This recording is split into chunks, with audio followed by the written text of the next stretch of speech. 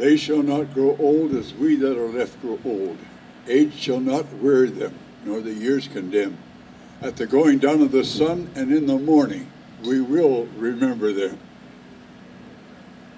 Thank you.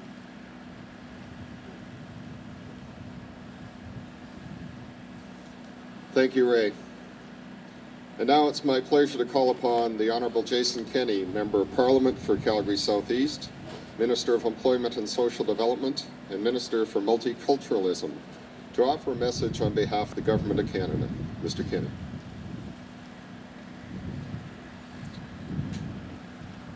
The struggle of freedom against tyranny is the struggle of memory against forgetting. So wrote a great Czech freedom fighter, Milan Kundera. Today we gather here by the hundreds and from sea to sea by the millions to rededicate ourselves to the struggle of freedom against tyranny and of memory against forgetting. We do so mindful that just days ago, our grateful nation laid to rest two men who died in that struggle, l'adjutant Prentice Vincent and Corporal Nathan Cirillo, knew that when they first donned Canada's uniform, they were declaring their willingness to give up their lives for our country and for our country's constant struggle for freedom against tyranny. This is why they were targeted by an ideology of hatred and violence. And this is why our most sacred monument, the tomb of the unknown soldier that lies at the foot of our National War Memorial, was profaned with the killing of a sentry who stood on guard for our glorious war dead. The names of Nathan Cirillo and Prentice Vincent will now be inscribed in the books of remembrance that lie in the heart of Parliament's Peace Tower, joining the names of more than 114,000 other Canadians who have given their lives in defense of this peaceable dominion. That Peace Tower itself was built as a monument to the unthinkable sacrifice of 66,000 Canadians, nearly 1 out of every 100 Canadians who died during the Great War, which began 100 years ago. To understand the depth of that sacrifice, we must imagine that today 350,000 Canadians were to lose their lives in the defense of Canada, and hundreds of thousands more were to return forever wounded. It is impossible for us to grasp the vastness of such grief, which is why we inscribe and remember each sacred name as a person of infinite worth. Amongst those names are the brave Canadians who stormed Juno Beach 7 decades ago to liberate a continent from unthinkable tyranny. Amongst those names are Canadians who died in defending the Korean people against communist oppression, and other Canadians who stand for freedom during the Cold War helped lead ultimately to the fall of the Berlin Wall 25 years ago. Amongst those names are the 158 Canadians who gave their lives in defending civilization from terror in Afghanistan. And so today we call to mind all of these sacred names, each one a man or woman who, in Colonel McRae's immortal words, short days ago lived, felt dawn, saw sunset glow, loved, and were loved. We say to them, as we say to our veterans, as we say to members of the Canadian Armed Forces, including those in the RCAF flying above the skies of Iraq to defend innocents from genocide, as we say to the members of our special forces in Kurdistan, we say to all of them, thank you. Thank you for standing on guard for the true North, strong and free. God save the Queen. and God keep our land glorious and free.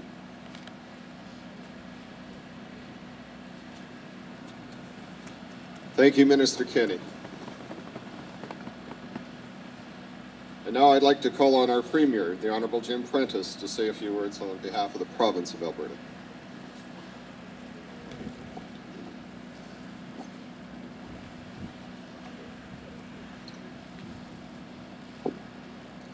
How then shall we remember them? These are brothers, our sons, our daughters, our sisters. Each of them, one of our own. Each one of them prepared to stand tall for liberty, for justice and democracy, no matter the cost. All of them young, bright and promising, blossoming with endless possibilities and life, such life. All of them sacrificing all of that forever. Their loved ones will always remember them, firstly by their own sense of loss, by the unimaginable losses of their sons, their daughters, their brothers, and their sisters. The Canadian poet Mona Gould captured this when she wrote of her brother, Lieutenant McTavish, who died at Dieppe. This was my brother at Dieppe, quietly a hero, who gave his life like a gift, withholding nothing. His youth, his love, his enjoyment of being alive, his future, like a book with half the pages still uncut. This was my brother at Dieppe, the one who built me a dollhouse when I was 7, completed to the last small picture frame, nothing forgotten. He was awfully good at fixing things, at stepping onto the beach when he was needed. That's what he did at Dieppe. He was needed. And even death must have been a little ashamed at his eagerness. We remember them also through their own words, for it is what they believed about their lives, their purpose, and their sacrifice that will resonate forever. Today, our hearts, our thoughts, and our prayers remain with the families of Warrant Officer Patrice Vincent, Corporal Nathan Cirillo, and Private Stephen Allen, as they are with the loved ones of every single soldier who has fallen in our country's service. We grieve for the ones who are gone, and we will not let their memories fade, nor will we forget why they died. Thank you to the brave men and women of the Canadian Forces for volunteering to undertake the burden on our behalves. You always do us proud, and you are a constant reminder that the tragedies don't have to change us as Canadians. They only sharpen our commitment to the beliefs that we share. Personally, each year at this time, I also remember a Calgarian, Captain Nicola Goddard, who served in the 1st Regiment, the Royal Canadian Horse Artillery. Nicola was a remarkable young woman. She was bright, she was talented and sunny and committed. And like my daughters and yours, she could light up any room with infectious enthusiasm. Nicola was killed in a firefight in the Panjwai district of Afghanistan, now 8 years ago, on May 17th of 2006. And Nicola wrote home to her parents just days before her death, and here's what she said. I have been thinking about fate lately. It was such an accident of birth that we ended up where we did, when we did. That we are where we are now with the choices that we have available to us. It seems to me that we have such a burden of responsibility to make the world a better place for those who were born into far worse circumstances. It is more than donating money to charities. It is taking action and trying to make things better. But here in Afghanistan, I realize it more than I ever did before. These were the words of Captain Nicola Goddard. How then shall we remember them? By their own words and by their courage. Words which explain why they and thousands of others who are also sons and daughters, sisters and brothers, have been prepared to lay down their lives to make the world a better place. Words and courage that we must never forget. Never.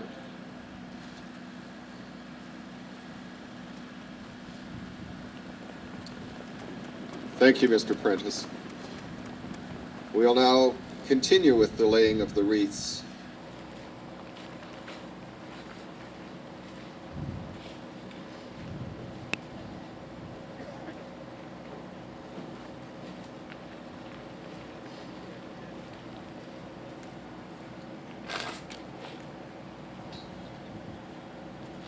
The City of Calgary, Councillor Pincott.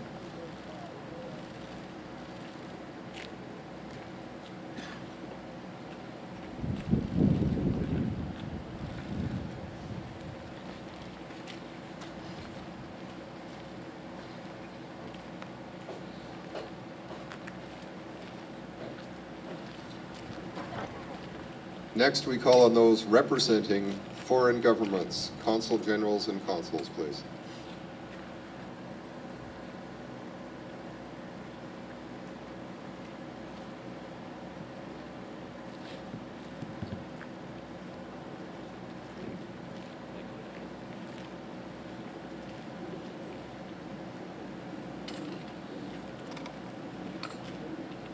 We now call upon our Silver Cross mothers to lay a wreath in honor of their sons lost, as well as all the sons and daughters that have perished in service to our country.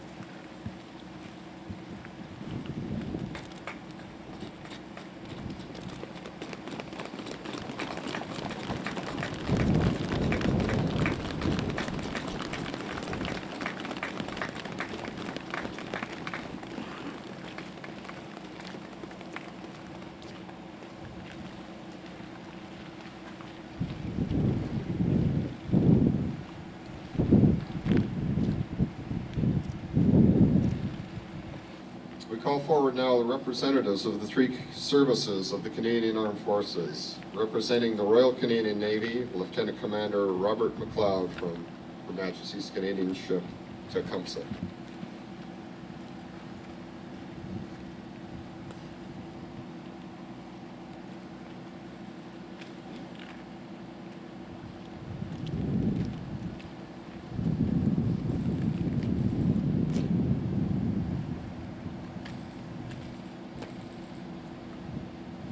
Representing the Canadian Army, Brigadier General Wayne Eyre, Commander, 3rd Canadian Division.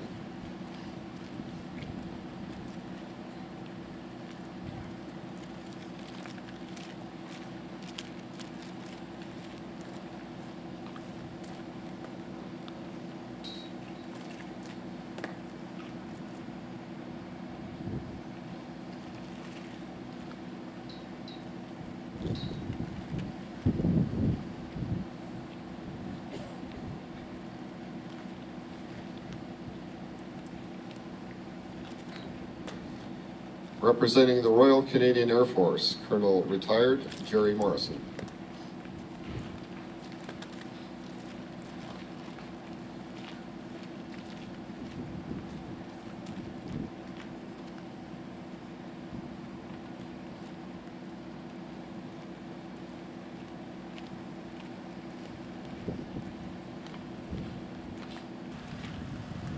God save our gracious Queen, long live our noble Queen. God save the Queen, send her victorious,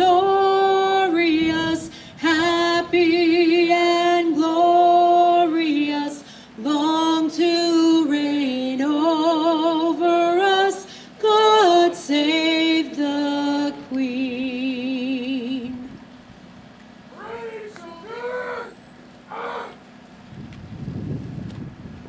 Thank you, Carla May.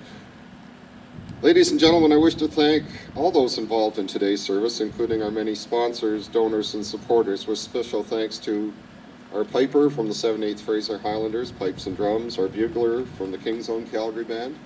Thank you, gentlemen.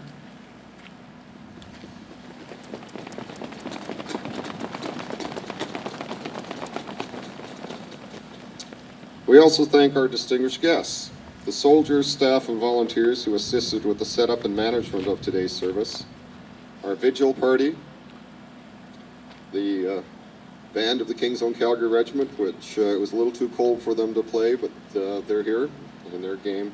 The Sabriti Singers, thank you again for coming.